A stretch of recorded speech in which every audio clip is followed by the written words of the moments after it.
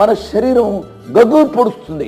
ఎందుచేతనగా మిడుతలు అంటున్నాం, అవి గుర్రాల్లా ఉన్నాయి, వాటికి మెరిసే బంగారం వలె కిరీటాలు ఉన్నాయి, వాటి ముఖాలు మనుషుల ముఖాల్లా ఉన్నాయట.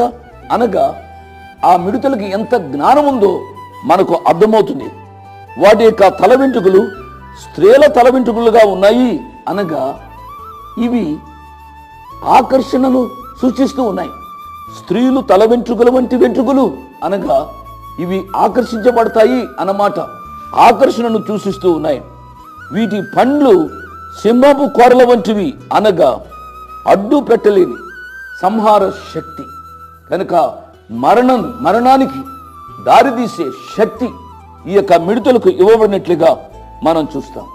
ఇనుప మైమరువుల వంటి మైమరువులు వాటికి ఉండెను. అనగా ఈ మిడుతలు ఎంత గట్టిగా లేక శక్తిగా ఉంటాయో